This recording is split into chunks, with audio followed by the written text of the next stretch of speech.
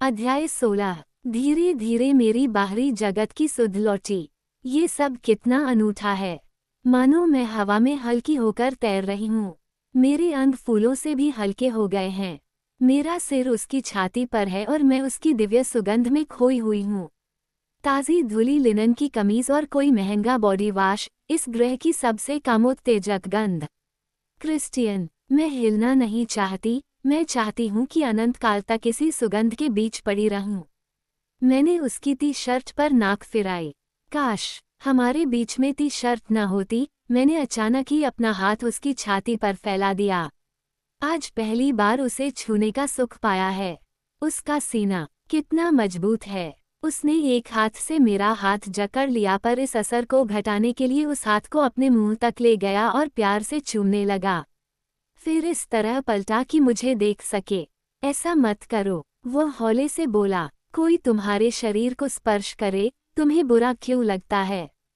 मैं उसकी आंखों को देखते हुए हौले से बोली, क्योंकि एनेस्टेसिया, मैंने जिंदगी के 50 कड़वे रंग देखे हैं। ओह, उसकी ईमानदारी ने तो मुझे हत्थे से उखाड़ दिया। मैंने पलकें झपकाए। मेरा जिंदगी के साथ बड़ा ही कठोर परिचय रहा है। मैं ये बातें विस्तार से बताकर तुम्हारे दिल पर भार नहीं डाला चाहता। बस तुम ऐसा मत करो। उसने मेरे नाक से अपनी नाक टकराई और मुझसे परे हो गया। मेरे हिसाब से तो सारे बेसिक पूरे हो गए हैं। तुम्हें कैसे लगे? वो अपने आप से पूरी तरह प्रसन्न दिख रहा था और ऐसा लगा मानो अपनी चेकलिस्ट में उसने एक और सही का निशान लगाया हो। मैं अब भी जिंदगी के साथ कठोर परिचय वाले वाक्य से जूझ रही हूँ। ये सब तो कुठित कर देने वाला है। मैं और सब जानने के लिए मरी जा रही हूँ, पर वह मुझे कुछ और नहीं बताएगा। मैंने उसकी तरह अपना सिर एक ओर झुकाया और मुस्कुराने की भरपूर कोशिश की। अगर तुम एक मिनट के लिए सोचो, मैं मान लेती हूँ कि तुमने अपना नियंत्रण मुझे सौंप दिया है, पर मेरी जीपीए पर तो ध्यान ही नहीं दिया। वैसे इस भ्रम के लिए मेहरबानी। मिस स्टील, तुम्हारे पास सिर्फ एक खूबसूरत चेहरा ही नहीं है, और अब तक तुम 6 बार उस चरम सुख को पा चुकी हो जिसमें हर बार तुम्हारे साथ मैं शामिल था। उसने बड़े ही खिलवाड़ के साथ डींग मारी। मैं खिसियाने के साथ साथ लजा गई। ओह, ये तो सारा हिसाब रखता है। क्या तुम्हारे पास मुझे बताने के लिए कुछ है? उसकी आवाज में अचानक ही सख्ती आ गई। मैंने भी नचाई। हो गया कबाड़ा। मैंने आज सुबह एक सपना देखा। ओह, वो मुझे घूरने लगा। हो गई गड़बड़। क्या मैं मुसीबत में हूँ? मैंने आज नींद में ही उत्सुक। मैंने अपनी आंखों पर हाथ रख लिया। उसने कुछ नहीं कहा। मैंने कनखियों से देखा तो उसके चेहरे पर हंसी की रेखाएं दिखीं। अच्छा, क्या नींद में ही? हाँ, उस सपने ने मुझे जगा दिया। बेशक यही हुआ होगा, पर तुम सपने में कर क्या रही थी?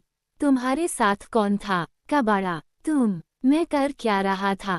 मैंने फिर से आंखों पर हाथ रख लिया और छोटे बच्चे की तरह पल भर को यह मान लिया कि अगर मैं उसे नहीं देख सकती तो वह भी मुझे नहीं देख सकता। एनेस्टेसिया, मैं क्या कर रहा था? मैं दोबारा नहीं पूछेगा। तुम्हारे हाथ में एक चाबुक था।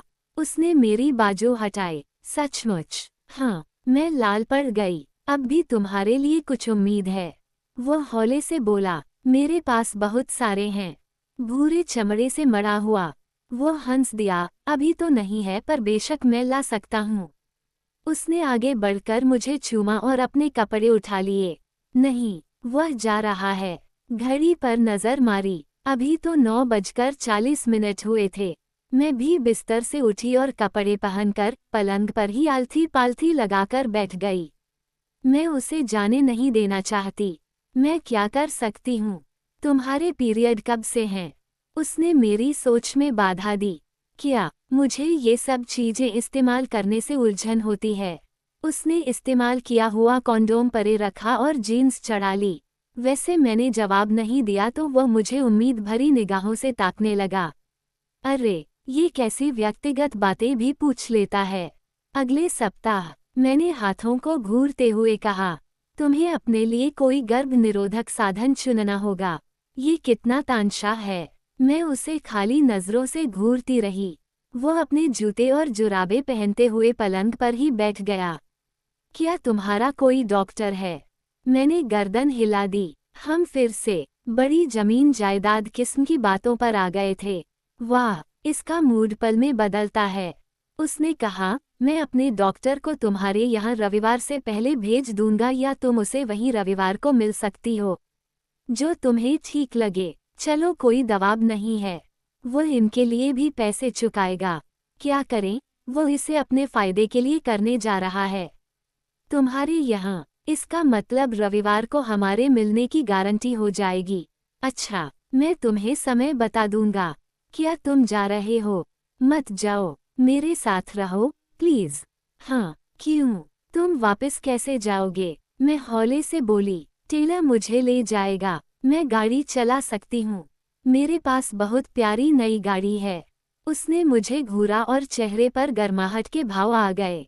बहुत अच्छी बात है, पर इस समय तुमने बहुत पी रखी है। क्या तुमने मुझे जानकर ज्यादा पिलाई थी? हाँ, क्यों? क्योंकि तुम हर चीज के बारे में जरूरत से ज्यादा सोचती हो और अपने सौतेले पिता की तरह बड़बोली हो। तुम्हारे अंदर एक बूंद शराब जाते ही बड़बड़ाने लगती हो। मैं चाहता था कि तुम दिल खोलकर अपने मन की बात कहो, वरना तुम चुप रहती और मैं कुछ भी न जान पाता। तुम्हें क्या लगता है कि तुम हमेशा मेरे साथ ईमानदार होते हो? मैं कोशिश करता हूँ और ये तभी कारगर होगा जब हम दोनों ही एक दूसरे के साथ ईमानदारी बरतेंगे। मैं चाहूंगी कि तुम यहीं रहो और इसे भी इस्तेमाल करो। मैंने दूसरा पैकेट उठाकर दिखाया। वह मुस्कुराया और आंखों में अजीब सी चमक आ गई। एनेस्टेसिया, मैंने आज रात यहाँ बहुत सी सीमाएं लंघ ली हैं। मुझे जाना ही होगा। मैं तुमसे इतवार को मिलूंगा। मैं तुम्हारे लिए नया अनुबंध बनवा कर तैयार रखूंगा और फिर हम सही मायनों में मौज कर सकते हैं, खेल सकते हैं। खेल? तौबा! मेरा कलेजा उछलकर मुंह को आ गया। मैं तुम्हारे साथ कुछ अनूठा करना चाहता हूँ, पर तब तक नहीं जब तक तुम अनुबंध पर हस्ताक्षर नहीं कर देती। तभी तो मैं जान पाऊंगा कि तुम तैयार हो। ओह, अगर मैं हस्ताक्षर न करूं तो ये सब कुछ दिन इसी तरह और चल सकता है। हाँ, तुम ऐसा कर सकती हो, पर मेरे लिए भारी पड़ेगा। क्यों? कैसे? मेरे भीतर बैठी लड़की अचानक ही जागी और पूरे ध्यान से सुनने लगी। उसने चिढ़ाया, सब कुछ काफी बदतर हो सकता है। पता है, बम के धमाके, कारों का पीछा, अपहरण वगैरह वगैरह। तुम मुझे अगवा करा लोगे? अरे हाँ, वह हंसा। मेरी मर्जी के बिना बंदी बना लोगे? ओह, ये सब कितना हॉट होगा। हाँ, हमेशा के लिए तुम मेरी बंदी बन जाओगी। ओह, मैं तो गई काम से। उसकी हर अदा दिलकश जान पड़ती है। तो तुम्हारे पास कोई चुनाव नहीं बचता। उसने व्यंग्यात्मक मुस्कान दी। हाँ, ठीक ही कहा। मैं खुद को आंखें नचाने से नहीं रोक पाई। ओह, एनेस्टेसिया स्टील, क्या तुमने अभी मुझे देखकर फिर से आंखें नचाई? हो गया कबाड़ा। वह पलंग के छोर पर आ बैठा। यहाँ आओ, उसने कोमल सुर में कहा। मेरा रंग पीला पड़ गया। इसने तो बात का बुरा मान लिया। मैं बिना हिले डुले उसे ही घूर रही थी। मैंने अभी कहीं भी हस्ताक्षर नहीं किए हैं। मैं हौले से बोली, मैंने तुम्हें बताया था न कि मैं क्या करूँगा। मैं अपने शब्दों पर कायम रहने वालों में से हूँ। मैं तुम्हें नितंबों पर मारने जा रहा हूँ और फिर एक बार हम शारीरिक संबंध बनाएंगे। देखा, दूसरे पैकेट की जरूरत पड़ ही गई। मैं वहीं बुत बनी खड़ी हूँ। क्या मुझे वहां से भाग जाना चाहिए? क्या हमारे रिश्ते का संतुलन यही है? यही और अभी? क्या मैं उसे मनमानी करने दूं या साफ न कह दूं, बात खत्म कर दूं? मुझे ये भी पता है कि मेरे इनकार के बाद बात हमेशा के लिए खत्म हो जाएगी। मेरे भीतर बैठी लड़की गिड़गिड़ाने लगी, उसकी बात मान ले, हर्ज भी क्या है। मेरे भीतर बैठी सयानी लड़की को मेरी तरह लकवा मार गया है। मैं इंतजार कर रहा हूँ। वह बोला, मैं बहुत धीरज वाला इंसान नहीं हूँ। ओह, इसके प्यार के लिए क्या क्या करना होगा। मैं हौंफ रही हूँ। पूरे शरीर में रक्त हिलोरे ले रहा है और टांगों में जैसे जान ही नहीं बची। मैं धीरे से सरक कर उसके पास हो गई। गुड गर्ल, अब खड़ी हो जाओ। ओह, क्या ये ड्रामा बंद नहीं हो सकता? मैं यकीन से नहीं कह सकती कि यह सब सह भी पाऊंगी या नहीं। मैं लड़खड़ाई और उसकी फैली हथेली पर कॉन्डोम का पैकेट रख दिया। अचानक उसने मुझे अपनी गोद में पेट के बल लिटा दिया। मेरा पूरा धड़ पलंग पर था। मेरी दोनों टांगें उसकी एक टांग के नीचे दबी थीं। उसने एक हाथ से मुझे इस तरह पकड़ लिया कि मैं हिल न सके। ओह, ये हो क्या रहा है? इना, अपने दोनों हाथ सिर के पास ले जाओ, उसने हुक्म दिया। मैंने पालन किया। तुम्हें पता है कि मैं ऐसा क्यों कर रहा हूँ? क्योंकि मैंने तुम्हें देखकर आंखें नचाई थीं। बमुश्किल गले से आवाज फूटी। क्या तुम्हें ये विनम्रता लगती है? नहीं। क्या तुम दोबारा ऐसा करोगी? नहीं। जब भी तुम ऐसा करोगी तो इसी तरह मार खाओगी, समझी? उसने मेरे कपड़े खिसकाए और नंगी चमड़ी पर हथेली से जोर से वार किया। ओह, बड़ी जोर से दर्द हुआ। फिर उसने त्वचा को सहलाया और दोबारा तेज वार किया। उसकी हर चोट पर मेरी सांसें उथली और तेज होती जा रही थीं। मेरे मुंह से कोई आवाज नहीं आ रही थी। इसी दौरान मैं जरा सा हिली तो उसकी धमकी आई, हिलो मत वरना ज्यादा देर तक मार खाओगी। फिर उसने सहलाने और मारने के बीच एक ताल सी बना ली। मुझे दर्द पर ध्यान केंद्रित करना भी मुश्किल लगता था। वो किसी एक जगह पर मारने की बजाय अलग अलग जगह मार रहा था। ओह, मैं 10वें तमाचे पर कराह उठी। पता नहीं कब अनजाने में ही मैं उसके हाथ की चोटों को गिनने लगी थी। मेरी बार बार की कराहों पर जवाब मिला, बेबी, मेरे सिवा तुम्हारी आवाज सुनने के लिए यहाँ कोई नहीं है। उसने कुल 18 बार मारा होगा और फिर वह अपने साथ से मुझे दे सुख की उन्हीं अंधेरी वहशी गलियों में ले गया, जहाँ जाने के बाद मुझे कुछ भी याद नहीं रहता था। मेरे साथ साथ उसने भी कुछ गहरी सांसें भरी और बोला, ओह बेबी, मेरी दुनिया में तुम्हारा स्वागत है। हम दोनों कुछ देर वहीं पड़े रहे और अपनी सांसों के काबू आने का इंतजार करते रहे। वो हौले से मेरे बाल सहला रहा है और मैं फिर से उसकी छाती पर हूँ, पर इस बार मुझमें इतनी ताकत नहीं बची कि हाथ उठाकर उसे छू सकूं। ओह, शुक्र है, जान तो बची। वैसे ये इतना बुरा भी नहीं था। मैं उतनी नाजुक भी नहीं जितनी मैं खुद को समझती थी। क्रिस्टियन अपने नाक से मेरे बाल रगड़ते हुए बोला, बहुत खूब बेबी। उसकी खुशी में भीगे स्वर ने मुझे वही आराम दिया जो उस दिन हीथमैन होटल के नर्म मुलायम तौलिए में लपेट कर आया था। मुझे खुशी है कि वह खुश है। उसने मेरे कपड़े देखकर कहा, तुम ऐसे कपड़े पहनकर सोती हो? तुम्हें तो सिल्क और साटन में होना चाहिए। खूबसूरत लड़की, मैं तुम्हें शॉपिंग के लिए ले जाऊंगा। नहीं, मुझे यही पसंद है। उसने फिर से मेरा सिर चूम लिया। देखेंगे, वह बोला। हम कुछ मिनट या पता नहीं कुछ घंटों तक वहीं उड़ते रहे, कौन जाने। मुझे जाना होगा, उसने कहा और एक बार फिर से झुककर मेरा माथा चूम लिया। तुम ठीक हो न? उसका सुर कोमल था। मैंने उसके सवाल के बारे में सोचा। मेरे नितंब मार से सूज गए हैं और इस एहसास के अलावा कह सकती हूँ कि मार के कारण लाली से दमक भी रहे हैं। कुछ समझ नहीं आ रहा। इस एहसास को बयां नहीं कर पा रही। मैं ठीक हूँ, मैं हौले से बोली। मैं इससे ज्यादा कुछ नहीं कहना चाहती। वो उठा। तुम्हारा बाथरूम कहाँ है? हॉल के बाएं ओर। उसने इस्तेमाल किए हुए कॉन्डोम उठाए और उसी ओर चल दिया। मैंने किसी तरह उठकर अपनी स्वेटर पेट पहनी। हल्की सी चुभन महसूस हुई। मैं अपनी ही प्रतिक्रिया के लिए अचंभे में हूँ। मुझे याद है, उसने कहा था, ये नहीं याद कि कब कहा था, मैं अच्छी तरह से पिटाई लगाने के बाद बेहतर महसूस करता हूँ। वह ऐसा कैसे हो सकता है? मैं तो सचमुच समझ नहीं पा रही। पर हैरानी की बात यह है कि कुछ कुछ समझ भी आ रहा है। मैं ये भी नहीं कह सकती कि मैंने इस अनुभव का आनंद नहीं लिया। दरअसल अभी इसे कुछ समय के लिए टाला जा सकता था, पर मैंने अपने दोनों हाथों में सिर थाम लिया। दिमाग उलझन में है। क्रिस्टियन ने कमरे में कदम रखा। मैं उसकी नज़रों से नज़रें नहीं मिला सकती। मैं अपने हाथों को घूरने लगी। मुझे कुछ बेबी ऑयल मिला है, लाओ तुम्हारे पीछे मल दूं। क्या? नहीं, मैं ठीक हो जाऊंगी एनेस्टेसिया, उसने चेतावनी दी। मैं अपनी आंखें नचाते नचाते एकदम ही संभल गई। मैं पलंग की ओर मुंह करके खड़ी हो गई।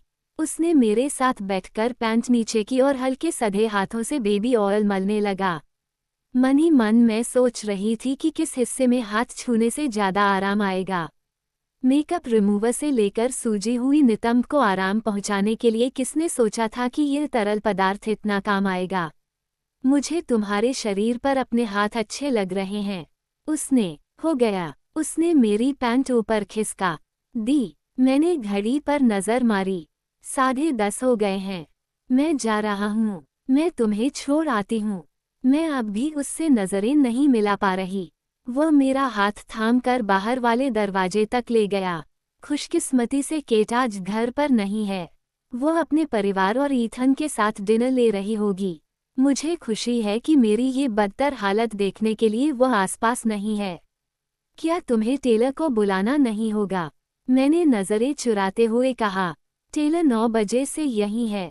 मेरी तरफ देखो। उसने गहरी सांस ली। मैंने न मिलानी चाही और इस दौरान वह मुझे हैरानी से देखता रहा। तुम रोई नहीं, वह हौले से बोला और मुझे कसकर गले से लगाकर चूमा।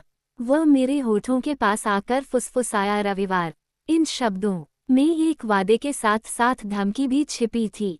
मैंने उसे उसकी बड़ी काली ऑडी में जाते देखा। वह पीछे नहीं मुड़ा। मैंने दरवाजा बंद किया और उस अपार्टमेंट के लिविंग रूम में खड़ी यहाँ वहाँ ताकने लगी, जिसमें मैंने बस अब 2 रातें और बितानी थीं। एक ऐसी जगह जहाँ मैं पिछले 4 साल से बड़े ही मजे से रहती आई थी। और आज पहली बार, शायद पहली बार मैंने खुद को यहाँ अकेला और असहज पाया। क्या अब तक मैं इस बात से भी अनजान थी कि मैं कौन हूँ? मैं जानती हूँ कि अंदर ही अंदर बहुत सारे आंसू सैलाब बनकर उमड़ने को तैयार हैं। मैं क्या कर रही हूँ? विडंबना तो यह है कि मैं आराम से बैठकर रो भी नहीं सकती। मुझे संभलना ही होगा। बेशक रात ज्यादा हो गई है, पर मैंने मॉम को फोन करने की सोची। हनी, कैसी हो तुम? ग्रेजुएशन समारोह कैसा रहा? उन्होंने फोन उठाते ही कहा और उनकी आवाज से मेरे दिल को मलहम सा लग गया। सॉरी, आपको देर से फोन किया। वे ठिठकी। इना, क्या बात है बेटा? वे अब भी गंभीर हो गई थीं। कुछ नहीं मॉम, बस आपकी आवाज सुनने को मन कर रहा था। वे एक पल के लिए चुप रहीं। इना, क्या बात है? प्लीज मुझे बताओ। उनकी आवाज बहुत ही तसल्ली और सुकून दे रही है और मैं जानती हूँ कि वे मेरी कितनी परवाह करती हैं। अचानक ही आंसू बहने लगे। मैं पिछले कुछ दिनों में कई बार रो चुकी हूँ। प्लीज एना, उन्होंने एक बार फिर से कहा। ओह मॉम, एक पुरुष मित्र की बात है। उसने क्या किया तेरे साथ? उनके स्वर में नाराजगी दिखी। नहीं, ऐसा कुछ नहीं, बल्कि ओह हो गया कबाड़ा। मैं उन्हें चिंता में नहीं डालना चाहती। मैं तो बस यही चाहती थी कि उन पलों में किसी अपने का साथ मिल जाता। इना, तुम मुझे चिंता में डाल रही हो। मैंने एक बड़ी सांस ली। मैं उस पर फिदा हूँ, पर वो मेरी टाइप का इंसान नहीं है और पता नहीं कि हम एक हो भी पाएंगे या नहीं। ओह डार्लिंग, काश मैं वहाँ तुम्हारे साथ होती। सॉरी, मैंने तुम्हारी ग्रेजुएशन भी मिस कर दी। खैर हनी, मर्द थोड़े अलग किस्म के और चालबाज होते हैं। ये बिल्कुल अलग तरह की प्रजाति है। तुम उसे कब से जानती हो? क्रिस्टियन तो सचमुच बिल्कुल ही अलग तरह की प्रजाति है। एक अलग ग्रह का बाशिंदा। ओह, करीब 3 हफ्ते हो गए। इना डार्लिंग, तुम इतने कम समय में किसी इंसान को कैसे पहचान सकती हो? उसके साथ सहजता से पेश आओ और जब तक ये तय न कर लो कि वह तुम्हारे लायक है भी या नहीं, उसे खुद से एक हाथ की दूरी पर ही रखो। वाह, मॉम तो अंतर्यामी है, पर उन्होंने ये बात बताने में काफी देर कर दी। क्या वह सचमुच मेरे लायक है? ये भी बड़ी दिलचस्प खोज होगी। मैं तो हमेशा से यही सोचती आई हूँ कि क्या मैं उसके लायक हूँ। हनी, तुम उदास लग रही हो। घर आओ, हमारे पास कुछ दिन के लिए आ जाओ। मैं तुम्हें बहुत याद करती हूँ। बाम को भी खुशी होगी। तुम्हें थोड़ी दूरी से उसके बारे में सोचने का मौका मिल जाएगा। तुम्हें ब्रेक चाहिए। काफी कड़ी मेहनत करती आ रही हो। ओह वाह, सुनकर ही कितना अच्छा लग रहा है। मैं जॉर्जिया भाग जाऊं। कुछ कॉकटेल के साथ सूर्य स्नान का आनंद। मेरी मॉम की हास्यप्रियता, उनकी स्नेही बाहें। सोमवार को सिएटल में 2 इंटरव्यू हैं। ओह, ये तो अच्छी खबर है। तभी दरवाजा खुला और केट ने मुझे देखकर दांत निपोरे। उसने मुझे रोता देख तो अचानक उसका चेहरा लटक गया। मॉम, मैं चलती हूँ। वहाँ आने के बारे में सोचूंगी। बैंक यू हनी, प्लीज उस इंसान से जरा दूरी ही रखना। तुम अभी छोटी हो, जाओ और मजे करो। हाँ मॉम, लव यू। ओह हेना, मैं भी तुमसे बहुत प्यार करती हूँ। हनी, अपना ध्यान रखना। मैंने फोन रखकर केट को देखा, जो हैरानी से मुझे ही घूर रही थी। क्या उस बेहुदे दौलतमंद भड़वे ने फिर से कुछ कहा? नहीं, मतलब हाँ, एना, उसे दफा कर दे। जब से तू उससे मिली है, तेरी जिंदगी में इतने उतार चढ़ाव आ रहे हैं। मैंने तो तुझे आज से पहले इस तरह कभी नहीं देखा। कैथरीन कैवेना के शब्द बिल्कुल साफ तरीके से काले सफेद रंग के साथ अपनी बात कह रहे थे। वे ग्रे के रहस्यमयी, अमूर्त और अनजाने रंगों से मेरी दुनिया को नहीं रंग रहे थे। मेरी दुनिया में स्वागत है। बैठो, जा बात करते हैं। मैं थोड़ी वाइन लाती हूँ। ओह, तो तुम शैंपेन ले चुकी हो? उसने बोतल को देखकर कहा। मैं उसे देखकर मुस्कुराई। थोड़ा ध्यान से बैठना पड़ा। उस जगह पर, क्या तुम ठीक हो? मैंने अपने शरीर को ढीला छोड़कर काउच पर पसरने दिया। उसने मेरे इस तरीके पर हैरानी नहीं जताई क्योंकि मैं वाशिंगटन स्टेट के सबसे ज्यादा बेहुदे और बेतरतीब किस्म के लोगों में से हूँ। कभी सोचा नहीं था कि यही बेहूदगी इस तरह काम आएगी। फिर मैंने अपना ध्यान केट की ओर लगाना चाहा पर उससे पहले हीथमैन की ओर चला गया। अगर तुम मेरी जगह होती तो आज जो हरकत तुमने की है, तुम एक हफ्ते तक बैठने लायक न रहती। जब उसने ये कहा था, तब मैं उसका होने के सिवा किसी और बात पर ध्यान ही नहीं दे सकी थी। वो तो बार बार चेतावनी दे रहा था, मैं ही इतनी अनाड़ी निकली कि किसी भी नोटिस को गंभीरता से नहीं लिया। केट रेड वाइन और चाय के धुले कप लेकर लौट आई। ये ले, उसने मेरे हाथ में कप पकड़ा दिया। ये बॉली जितनी स्वादिष्ट नहीं है। एना, अगर वो वादा निभाने के मामले में टेढ़ा लग रहा है तो उसे भाड़ में जाने दे। हालांकि मुझे भी समझ नहीं आ रहा कि वो तुझसे चाहता क्या है। वहाँ शमियाने में तो तुझे बाज जैसी नजरों से घूर रहा था। कह सकते हैं कि तुझ पर पूरी तरह से फिदा है, पर हो सकता है कि ऐसा दिखावा ही करता हो। फिदा क्रिस्टियन और मुझ पर बस दिखावा कर रहा है। हाँ, यही सच होगा। किट, बात उलझी हुई है। तेरी शाम कैसी रही? मैंने पूछा। मैं अब केट से इस बारे में और बात नहीं कर सकती, खासतौर पर और कुछ बताना भी मुश्किल है, इसलिए उसके बारे में एक सवाल पूछा और केट चालू हो गई। बैठकर उसकी गप्पे सुनना कितना अच्छा लग रहा है। गर्मा-गर्म खबर ये है कि ईथन अपनी छुट्टियों के बाद हमारे साथ रहने आ सकता है। बड़ा मजा आएगा, पर मुझे नहीं लगता कि क्रिस्टियन इस बात के लिए मंजूरी देगा। खैर जो भी हो, उसे यह बात माननी ही होगी। मैंने 2 कप वाइन लेने के बाद सोने की सोची। आज का दिन बहुत थकाने वाला रहा था। केट ने मुझे गले से लगाया और ईथन को फोन लगाने चल दी।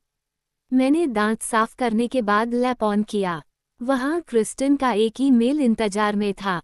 From a Christian Grey, subject तुम। डेट मई 26, 2011 रात के 11:14। To Anastasia Steele. Dear miss Steele, तुम तो सचमुच लाजवाब हो। मैं आज तक तुम जैसी बहादुर, होशियार, सयानी और बुद्धिमान लड़की से नहीं मिला। एक एडविल लो, यह कोई विनती नहीं है। और दोबारा अपनी बीटल मत चलाना, मुझे पता चल जाएगा। Christian Grey, CEO, Grey enterprises holdings inc. ओह, मैं अपनी कार दोबारा न चलाऊं। मैंने अपना जवाब लिखा। फ्रॉम एनेस्टेसिया स्टील, सब्जेक्टा चापलूसी। डेट मई 26, 2011 रात के 11:20। To Christian Grey, dear me Grey, चापलूसी आपको कहीं नहीं ले जा सकती, पर आप तो हर जगह मौजूद हैं, इसलिए आपके बारे में कुछ नहीं कह सकते। मुझे अपनी बीटल को चलाकर गैराज तक ले जाना होगा ताकि उसे बेचा जा सके। इस बारे में आपका कोई भी बेतुका हुक्म नहीं मान सकती। एडविल की बजाय रेड वाइन ज्यादा असर दिखाती है। एना, P.S. छड़ी से पीटना मेरे लिए एक कठोर सीमा है।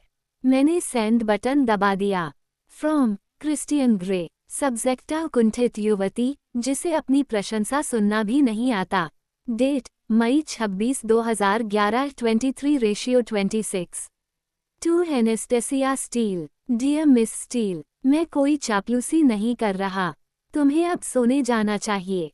मैं कठोर सीमाओं में तुम्हारी इस सीमा को भी शामिल करता हूँ। ज्यादा शराब मत पीना। टेलर तुम्हारी गाड़ी बेचकर इसके अच्छे पैसे दिलवा देगा।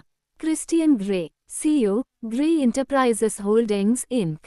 From Anastasia Steele. Subject Taylor, क्या वह इस काम के लिए सही इंसान है? डेट मई 26, 2011 रात के 11:40। To Christian Grey, dear sir, मैं हैरान हूँ कि आप अपने दाएं हाथ कहलाने वाले टेलर को बीटल चलाने जैसे खतरे के लिए भेज रहे हैं और किसी ऐसी युवती को ये खतरा मोल नहीं लेने देंगे जिसके साथ आप अक्सर शारीरिक संबंध बनाते हैं। मैं कैसे यकीन कर सकती हूँ कि टेलर मुझे इस कार के लिए अच्छे पैसे दिलवा देगा? वैसे आपको जानने से पहले मैं भी अच्छे मोलभाव करने वालों में जानी जाती थी। इना फ्रॉम क्रिस्टियन ग्रे, सब्जेक्टा सावधान। डेट मई 26, 2011 रात के 11:44।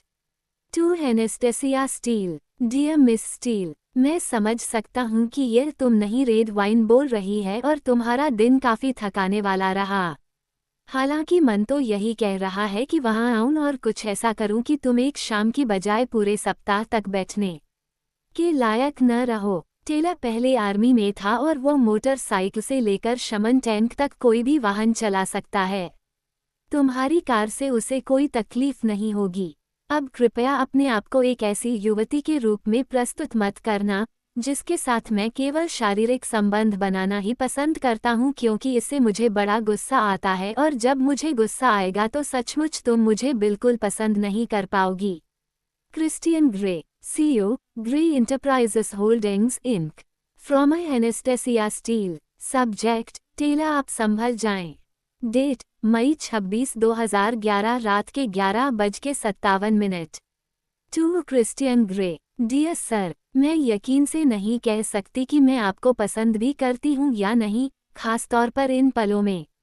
Miss steel, from Christian grey, subject आप संभल जाएं। डेट मई 27, 2011 रात के 12:03। टू एनेस्टेसिया स्टील, तुम मुझे पसंद क्यों नहीं करती? Christian Grey, CEO, Grey enterprises holdings ink. From Anastasia Steele, subject Taylor, आप संभल जाएं। डेट मई 26, 2011 रात के 12:09। टू क्रिस्टियन ग्रे, क्योंकि तुम कभी मेरे पास नहीं ठहरते। इना बहुत हो गया, अब जरा वह भी इस बारे में सोचेगा। मैंने एक झटके से लैपी बंद किया। पलंग पर जाने का मन ही नहीं हुआ। मैंने साइड की बत्ती बंद की और छत को घूरने लगी। एक पूरा दिन बीत गया था, एक के बाद एक कितने भावात्मक झटके। रे के साथ समय बिताकर कितना अच्छा लगा। वे अच्छे दिख रहे थे और हैरानी की बात है कि उन्होंने क्रिस्टियन के लिए भी मंजूरी दे दी। केट और उसका बड़बोलापन, क्रिस्टियन का भूखे होने के बारे में सुनना, ये सब क्या है? और ऊपर से वह कार। मैंने तो अभी तक केट को भी नई गाड़ी के बारे में नहीं बताया। क्रिस्टियन क्या सोच रहा था? और आज शाम उसने सच में मुझ पर हाथ उठाया। मुझ पर पूरी जिंदगी में किसी ने हाथ नहीं उठाया।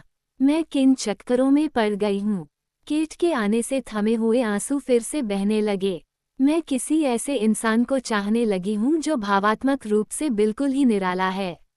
अंदर ही अंदर मैं जानती थी कि उससे दिल लगाकर मुझे दर्द के सिवा कुछ नहीं मिलने वाला।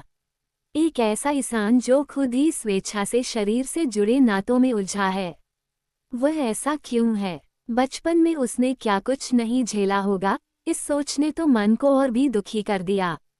शायद अगर वह एक आम इंसान होता तो उसने तुझे पसंद न किया होता। मेरी भीतर बैठी लड़की ने भी सताने में कसर नहीं छोड़ी। दिल ही दिल में मैं भी जानती थी कि यह बात झूठी नहीं थी। मैंने तकिए में मुंह छिपाया और शायद जिंदगी में पहली बार तकिए में मुंह छिपाकर फूट फूट कर रोने लगी। अचानक ही केट की आवाज से ध्यान भंग हुआ और मैं अपने गहरे अंधेरे सायों से बाहर आ गई। तुम यहाँ कर क्या रहे हो? खैर, तुम नहीं आ सकते। तुमने उसे कहा क्या है? जब से तुमसे मिली है हमेशा रोती रहती है। तुम यहाँ नहीं आ सकते। क्रिस्टियन अचानक ही मेरे कमरे में आ गया और लाइट जला दी। मैं अपने ही बिस्तर में उकड़ू हो गई। ओह गॉड, इना! उसने एक ही झटके में दोबारा बत्ती बुझा दी और मेरे पास आ गया। तुम यहाँ क्या कर रहे हो? मैंने सुबकियों के बीच पूछा। केट दहलीज पर आकर खड़ी हो गई। क्या तू चाहती है कि मैं इस अहमक को अभी यहाँ से निकाल बाहर करूं? उसने पूछा और अपनी पूरी कड़वाहट को जाहिर किया। बेशक क्रिस्टियन भी उसके इस रूखे और अशिष्ट व्यवहार से हैरान हुआ। मैंने गर्दन हिलाई तो उसने आंखें नचाई। ओह मी, ग्रे के सामने ऐसा मत कर। अगर जरूरत हो तो बस आवाज लगा देना। उसने और भी हौले से कहा, तुम मेरी शिट लिस्ट में सबसे ऊपर हो और तुम पर मेरी पूरी नजर है। वह फुफकारी। उसने पलकें झपकाए और केट दरवाजा भड़भड़ाते हुए लौट गई। क्रिस्टियन मुझे हैरानी से देख रहा है और चेहरा राख जैसा हो गया है। उसने अपनी बारीक धारियों वाली जैकेट पहन रखी और उसने अपनी जेब से एक रुमाल निकालकर आगे कर दिया। शायद मेरे पास पहले भी उसका एक रुमाल रखा है। क्या चल रहा है? उसने हौले से पूछा। तुम यहाँ क्यों आए हो? मैंने उसके सवाल को अनसुना करते हुए कहा। आंसू चमत्कारी रूप से सूख गए थे पर सूखी सिसकियों से शरीर अब भी कांप रहा था। तुम्हारी देखरेख करना भी मेरे रोल का एक हिस्सा है। तुमने कहा कि तुम मुझे यहाँ चाहती हो इसलिए मैं आ गया हूँ। और तुम यहाँ इस हाल में बैठी हो। उसने मुझे देखकर हैरानी से पलके झपकाए। बेशक इस हाल के लिए मैं ही जिम्मेदार हूँ पर मुझे इसकी वजह नहीं पता। क्या इसलिए कि मैंने तुम्हें चोट पहुँचाई थी? मैंने अपने को ऊपर की ओर उठाया और दर्द से कराह उठी। अब मैं उसकी ओर मुंह करके बैठी थी। क्या तुमने एडविल ली? मैंने गर्दन हिलाई। उसने आंखें सिकोड़ी, कमरे से बाहर निकल गया। मैंने उसे केट से बात करते सुना पर यह समझ नहीं आया कि वे क्या बात कर रहे थे। वो कुछ ही मिनट में दवाई और पानी के गिलास के साथ लौट आया। ये लो, उसने पलंग पर बैठते हुए हुक्म दागा। मैंने वही किया जो कहा गया था। मुझसे बात करो, वो हौले से बोला। तुमने तो कहा था कि तुम ठीक हो। अगर मुझे लगता कि तुम ऐसे पेश आओगी तो मैं तुम्हें कभी छोड़कर न जाता। मैं अपने हाथों को घूरती रही। मैं ऐसा क्या कह सकती थी जो मैंने पहले नहीं कहा था? मैं चाहती हूँ कि वह मेरे साथ रहे। वह मेरे साथ इसलिए रहे कि उसका भी मन चाहे। अपनी भूमिका निभाने के लिए साथ न दे। मैं नहीं चाहती कि वह मुझे मारे। मुझे इसमें कोई तुक नहीं दिखती। मुझे लगा कि तुम ठीक हो और तुमने कहा भी यही था। मैं घबरा गई। मुझे लगा था कि मैं ठीक हूँ। एनेस्टेसिया, तुम मुझसे वही बात करोगी जो मैं सुनना चाहता हूँ। ऐसा नहीं हो सकता। इस तरह तो मैं तुम्हारी बात का भरोसा कैसे कर सकता हूँ? मैंने उसे कनखियों से देखा। वो खाली खाली निगाहों से मुझे ही घूर रहा था। उसने अपने दोनों हाथ बालों में फिराए। जब मैंने तुम्हें पीटा और उसके बाद तुमने क्या महसूस किया? मुझे अच्छा नहीं लगा। मैं चाहूंगी कि तुम दोबारा ऐसा न करो। तुमने कब कहा कि तुम्हें ये पसंद नहीं था? तुम्हें ये सब क्यों पसंद है? मैंने उसे घूरा। मेरे सवाल ने उसे हैरत में डाल दिया। ओह, तुम सचमुच जानना चाहती हो? मुझ पर भरोसा करो। मैं तो पूरी तरह से सम्मोहित हो गई हूँ। मैं अपने स्वर को व्यंग्य से परे नहीं रख सकी। उसने फिर से आंखें सिकोड़ी। संभल जाओ, उसने चेतावनी दी। क्या तुम मुझे फिर से मारोगे? मेरा रंग पीला पड़ गया। नहीं, आज रात नहीं। ओह, मैंने और भीतर बैठी लड़की ने चैन की सांस ली। तो मैंने कहा, एनेस्टेसिया, मुझे इस काम से मिलने वाला नियंत्रण बहुत भाता है। मैं चाहता हूँ कि तुम एक खास तरीके से पेश आओ और अगर तुम ऐसा नहीं करोगी तो मैं तुम्हें सजा दूंगा और तुम मेरे तरीके से पेश आना सीख जाओगी। मुझे तुम्हें सजा देने में मज़ा आता है। जब से तुमने मुझे इंटरव्यू में समलैंगिक कहा था, तभी से मैं तुम्हें इस तरह मारना चाहता था। मैं उस सोच से ही खिसिया गई। ओह, वह सवाल पूछकर तो मैं खुद अपनी ठुकाई लगाना चाह रही थी। तो इस तमाशे के लिए कैथरीन कैवेना ही दोषी है। अगर उसने इंटरव्यू में जाकर वह सवाल पूछा होता तो आज सूजे हुए नितंबों के साथ वह यहाँ बैठी होती। मुझे ये सोच पसंद नहीं आई। सब कुछ कितना उलझन से भरा है। तो मैं जो हूँ, तुम मुझे उसे उस रूप में पसंद नहीं करते। उसने फिर से हैरानी से देखा। मुझे लगता है कि तुम जो हो, बहुत प्यारी हो। तो तुम मुझे बदलना क्यों चाहते हो? मैं तुम्हें बदलना नहीं चाहता। मैं चाहता हूँ कि तुम शिष्टता से पेश आओ और उन नियमों पर चलो जो मैंने तुम्हें दिए हैं और मुझे नीचा मत दिखाओ। बस इतनी सी बात है। वह बोला, पर तुम मुझे सजा देना चाहते हो। हाँ, मैं ऐसा करना चाहता हूँ। मुझे यही तो समझ नहीं आ रहा। उसने एक आह भरी और बालों में हाथ घुमाया। एनेस्टेसिया, मैं ऐसा ही हूँ। मुझे तुम्हें अपने काबू में रखना है। मैं चाहता हूँ कि तुम एक खास तरीके से पेश आओ और अगर तुम ऐसा नहीं करती तो मैं फिर से तुम्हें यही सजा देने का आनंद लेना चाहूँगा। ओह, अब कुछ बात बनती दिख रही है। तो तुम मुझे तकलीफ देने के लिए ये सब नहीं कर रहे। उसने थूक निगला। हाँ, जरा सा, बस यही देखना चाहता हूँ कि तुम इसे सह सकती हो या नहीं, पर यही पूरा कारण नहीं है। ये हकीकत है कि तुम मेरी हो और मैं किसी भी तरीके से तुम पर अपना नियंत्रण रख सकता हूँ। इससे मुझे उत्तेजना मिलती है। एनेस्टेसिया, देखो, मैं बहुत अच्छी तरह से अपनी बात को समझा नहीं पा रहा। दरअसल, आज से पहले मुझे कभी ऐसा नहीं करना पड़ा। मैंने कभी गहराई से इन बातों पर विचार भी नहीं किया। मैं हमेशा से अपनी जैसी सोच वाले लोगों के बीच ही रहा हूँ। उसने माफी मांगने के लिहाज में कंधे झटके। और तुमने अब भी मेरे सवाल का जवाब नहीं दिया। उस मार के बाद तुम्हें कैसा लगा था? मैं उलझन में हूँ। एनेस्टेसिया, तुमने कामोत्तेजना अनुभव की थी न? उसने मुझे कौतूहल से देखा। उसका ये सवाल मुझे अपने भीतर छिपी उन गहराइयों तक ले गया जहां अब भी कोई चाह हिलोरे ले रही है। मुझे ऐसे मत देखो, वह बोला। मैंने त्योरी चढ़ाई। ओह, अब मैंने क्या कर दिया? एनेस्टेसिया, इस समय मेरे पास मेरे पैकेट नहीं हैं और तुम परेशान हो। वैसे तुम्हारी सहेली मुझे जैसा दुष्ट समझती है, मैं वैसा हूँ नहीं। तो तुमने उलझन महसूस की। मैं उसकी नज़रों तले सिकुड़ सी गई। तुम मेल लिखते समय तो पूरी ईमानदारी दिखाती हो। उनसे मुझे तुम्हारे मन की बातें पता चल जाती हैं। तुम बातचीत में ऐसा क्यों नहीं कर सकती? क्या मुझसे बहुत डरती हो? मैंने माँ की रजाई पर एक काल्पनिक बिंदु खोज निकाला और वहीं आंखें गड़ा लीं। क्रिस्टियन, मैं तुम्हें समझ नहीं पा रही। मेरा और तुम्हारा रिश्ता कुछ ऐसा ही है मानो कोई इकारस उड़ते उड़ते सूरज के बहुत पास आ गया हो। मैं हौले से बोली। उसने सांस छोड़ी। ओह एनेस्टेसिया, तुम बात को गलत तरीके से पेश कर रही हो। तुमने मुझे सम्मोहित कर रखा है। ये तो साफ नहीं दिखता। नहीं, नहीं, ऐसा कैसे हो सकता है? भीतर बैठी लड़की मुंह खोले हैरानी सब सुन रही है। यहाँ तक कि मेरे साथ साथ उसे भी इस बात का यकीन नहीं आ रहा। तुमने अब भी मेरे सवाल का जवाब नहीं दिया। प्लीज़ मुझे ईमेल लिखना। पर अब तो मैं यहाँ सोना चाहता हूँ। क्या मैं यहाँ रह सकता हूँ? क्या तुम सचमुच यहीं रुकना चाहते हो? मैं अपनी आवाज़ में बसी उम्मीद को छिपा नहीं पाई। तुम चाहती थी कि मैं तुम्हारे पास आ जाऊँ। तुमने मेरे सवाल का जवाब नहीं दिया। मैं ईमेल लिखूंगी। उसने खड़े होकर जेब से ब्लैकबेरी, चाबियां, पर्स और पैसे वगैरह निकाले। ओह, मर्दों को भी जेब में कितना सामान लेकर घूमना पड़ता है। उसने घड़ी, जूते, जुराबें, जींस और जैकेट उतारकर कुर्सी पर रख दिए। वह पलंग के दूसरी ओर आया और लेट गया। लेट जाओ, हुक्म मिला। मैं भी उसे हैरानी से घूरते हुए रजाई में आ गई। वह यहाँ ठहर रहा है। लगता है कि मैं सदमे से सुन्न हो गई हूँ। वह एक कोहनी पर सिर टिकाकर मुझे घूरने लगा।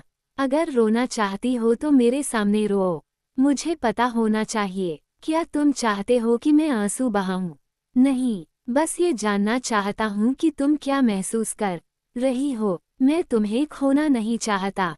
लाइट बंद कर दो, हम दोनों को सुबह काम पर भी जाना है। तो अब भी तानाशाही गई नहीं, पर मैं उलाहना भी नहीं दे सकती। जो भी हो वह मेरे साथ मेरे बिस्तर में है। मैं समझ नहीं पा रही, शायद मुझे उसके सामने ज्यादा रोना धोना करना चाहिए। मैंने पलंग के साथ वाली लाइट बुझा दी। अपना मुंह दूसरी ओर करके लेटो। वह अंधेरे में हौले से बोला। मैंने ये जानकर आंखें नचाई कि वो मुझे अंधेरे में देख नहीं सकता, पर वही किया जो उसने करने को कहा। उसने अपनी एक बांह से मुझे घेरा और अपनी छाती के पास खींच लिया। सो जाओ बेबी, वह बोला और मैंने महसूस किया कि वह अपने नाक को मेरे बालों से सटाकर गहरी सांस ले रहा था। ओह, क्रिस्टियन ग्रे मेरे बिस्तर में मेरे साथ सो रहा है। मैं उसकी बाहों के घेरे में पूरी तरह से आरामदेह और सुरक्षित महसूस कर रही हूँ। मैं राहत भरी गहरी नींद में खो गई।